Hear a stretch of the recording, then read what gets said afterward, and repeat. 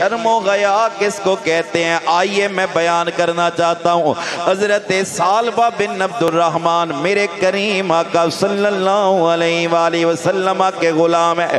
آقا کریم نے کسی کام سے بھیجا ہے، رستے کے اندر نظر کسی غیر محرم عورت کے بدن پہ پڑ جاتی ہے، آنکھیں ناپاک ہو جاتی ہیں۔ ثعلبہ بن عبد الرحمن کا عشق دیکھیے گا۔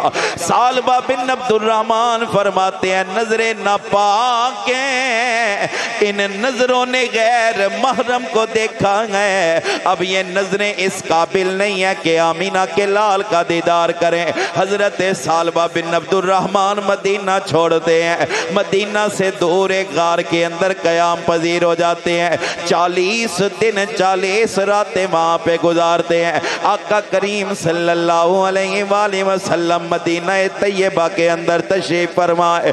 جب 40 دن اور 40 راتیں مکمل ہوتی ہیں، اللہ کی طرف سے حکم آتا ہے سنیا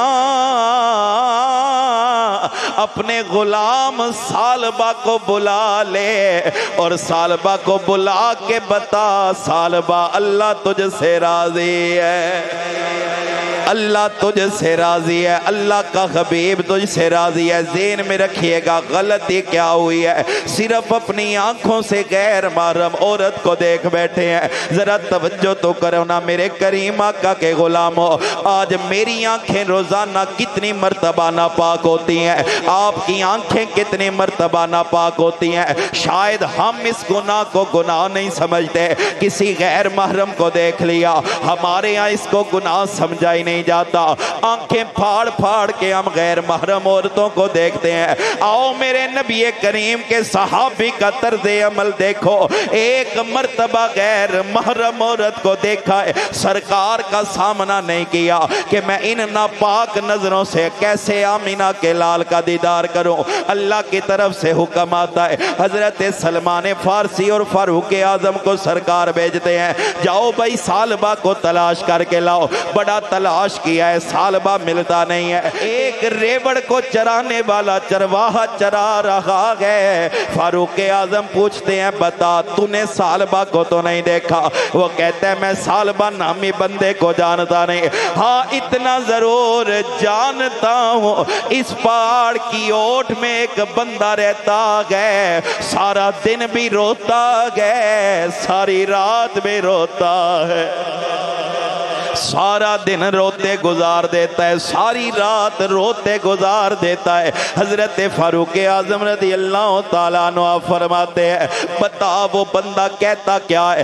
ایک ہی جملہ کہتا ہے یا اللہ مجھے اپنے پاس بلا لے، میں کیا منہ لے کر تیرے نبی کے بارگاہ میں جاؤں گا، یا اللہ ان نظروں سے کیسے سرکار کا دیدار کروں گا، میرے جسم کو جسموں میں سے جدا کر لے، میری روح کو روحوں میں سے نکال لے، یا اللہ مجھے اپنے پاس بلا لے۔ حضرت فاروق اعظم اور حضرت سلمان فارسی انتظار کرتے ہیں، رات ہوتی ہے، آوازیں بلند ہونا شروع ہو جاتی ہیں۔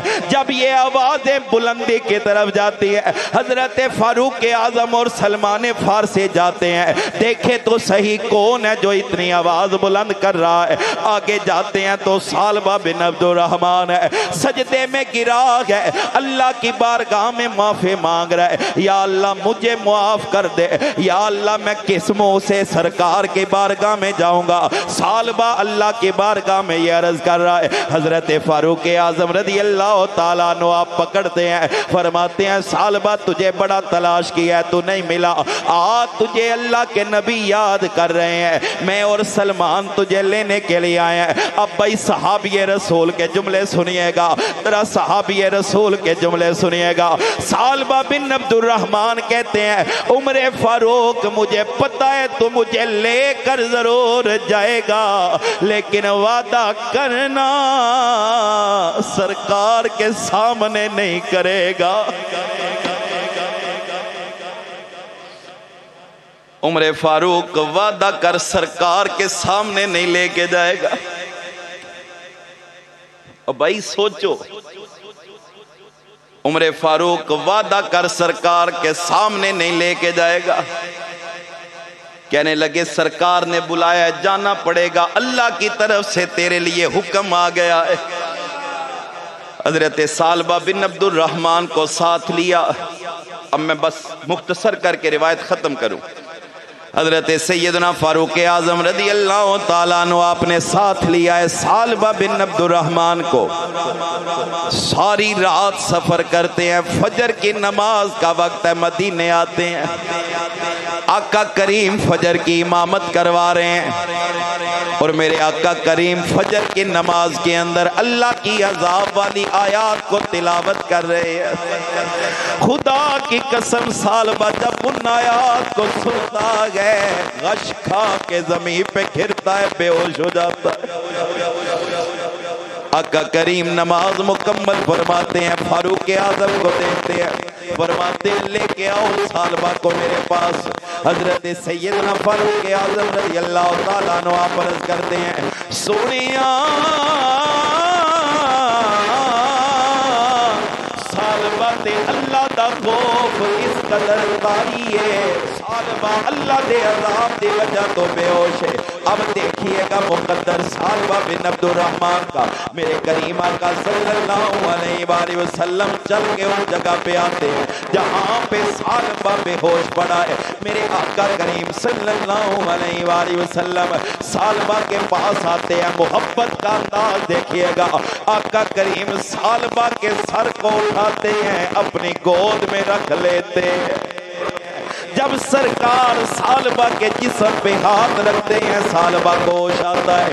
ثعلبہ جب آنکھوں سے نبی کریم کا دیدار کرتا ہے، ثعلبہ دیکھنے کے بعد حضور علیہ السلام کے ساتھ گفتگو نہیں کرتا، اپنے جسم کو نیچے کی طرف گھسیٹتا ہے، آقا کریم کی گود سے اپنے سر کو نکالنے کی کوشش کرتا ہے، کیونکہ ثعلبہ سمجھتا ہے اس کا سر ناپاک ہے، اللہ کے نبی کی گود پاک ہے۔ ثعلبہ اپنے سر کو آقا کی گود سے نیچے کرنے کی کوشش کرتا ہے، میرے آقا فرماتے ہیں ثعلبہ پریشان نہ ہو، پڑھنا ربنا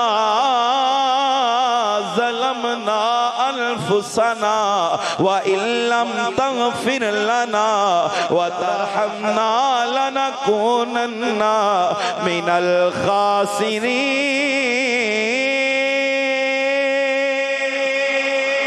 میرے آقا کریم ارشاد فرماتے ہیں ثعلبہ پڑھ، ثعلبہ پڑھتے ہیں، میرے آقا فرماتے ہیں ثعلبہ اللہ نے تجھے معاف کر دیا ہے۔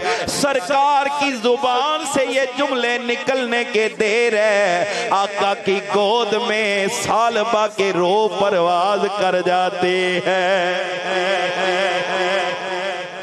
مقدر دیکھ، آخری وقت ہے، آنکھیں سرکار کے چہرے پہ اور سرکار کی گود میں سر ہے، اللہ سب نو ایسی موت عطا فرمائے۔ ثعلبہ بن عبد الرحمن کی روح پرواز کر جاتی ہے۔ اب دیکھیے گا ثعلبہ رب اور رب کے رسول سے ڈرنے والا ہے، اجر کیا ہے، انعام کیا ہے۔ کوشش کرنا اپنی آنکھوں میں شرم و حیا پیدا کرنا، کوشش کرنا یاد کے بعد شرم و حیا کا وصف ہم سب میں آ جائے، اجر کیا ملے گا دیکھیے گا۔ میرے آقا کریم فرماتے ہیں غلاموں ثعلبہ کو غسل دو، کفن کا انتظام کرو۔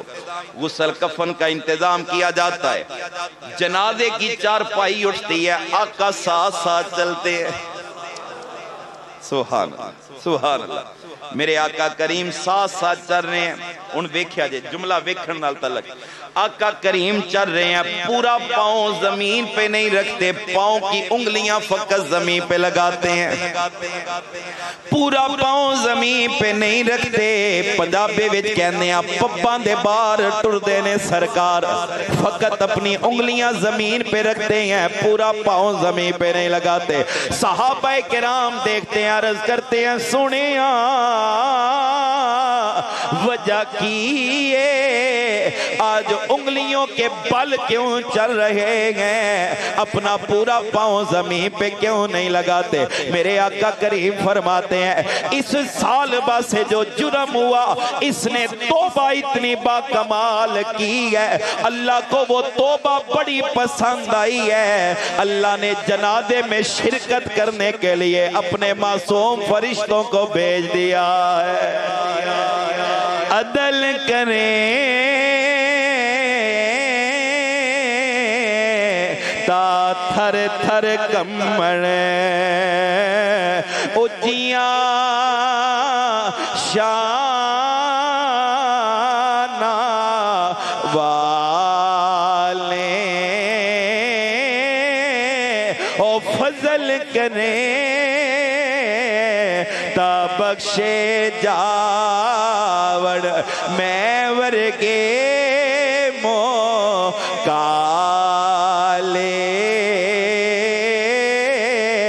تے ایک گناہ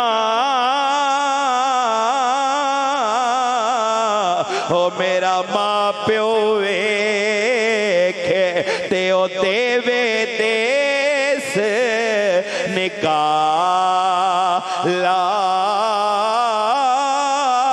ہو لکھ گناہ